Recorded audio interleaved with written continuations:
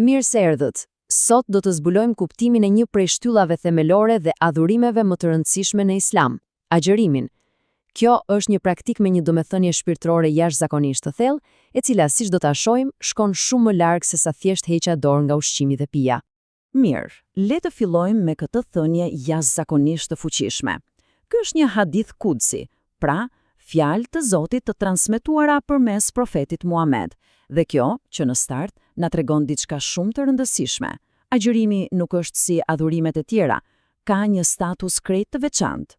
Nuk bëhet fjalë thjesht për një akt fizik, por për një marrëdhënie, le të themi, tejet personale dhe të drejtë për drejtë mes njeriut dhe krijuesit. Dhe shpërblimi, ato e ka marrë përsipër vetë Zoti. Kjo flet shumë. Për ta kuptuar më qartë, ja se si do të ndërtohet analiza jon. Do të nisim me urdhrin hyjnor, pra themelin.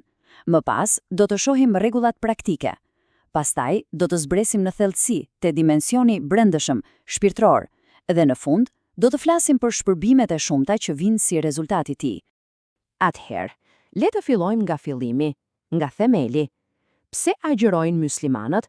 Ku gjendet burimi dhe cili është qëllimi thelbësor i këtij urdhri? Në arabisht, fjala për agjërimin është saum, dhe kuptimi i saj i parë është largim ose pengim. Kjo është thelbësore, sepse tregon një veprim të ndërgjegjshëm, një vetëpërmbajtje, një shkëputje e vullnetshme nga dëshirat e trupit për një qëllim shumë më të lartë. Dhe ja ku e kemi bazën kryesore, direkt nga Kurani.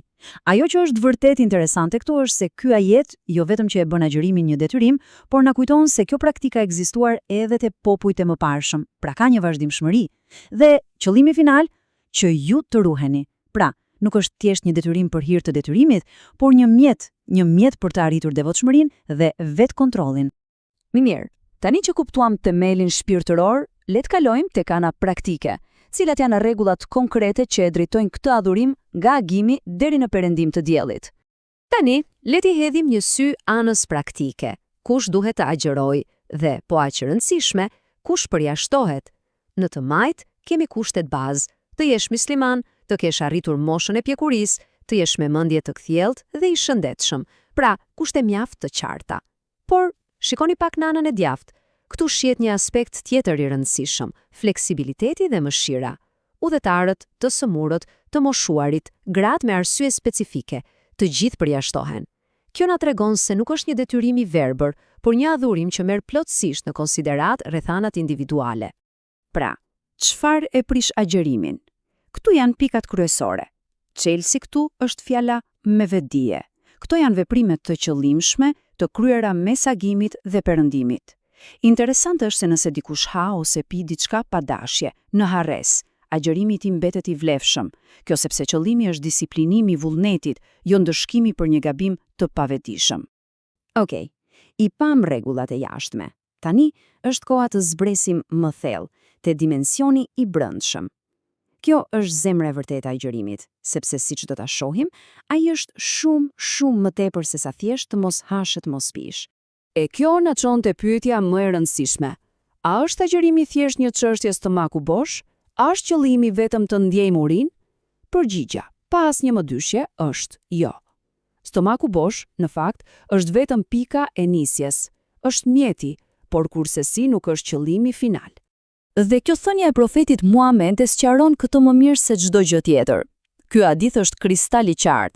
Na tregon se vlera e vërtetë e agjërimit nuk gjendet tek akti fizik i të mos ngrënit, por tek disiplina shpirtërore dhe etike që vjen bashkë me të. Pra nëse sjellja nuk ndryshon për mirë, uria dhe etja mbeten thjesht uri dhe etje, pa kuptim. Pra, agjërimi i vërtetë është holistik, gjithëpërfshirës. Nuk agjëron vetëm goja nga ushqimi.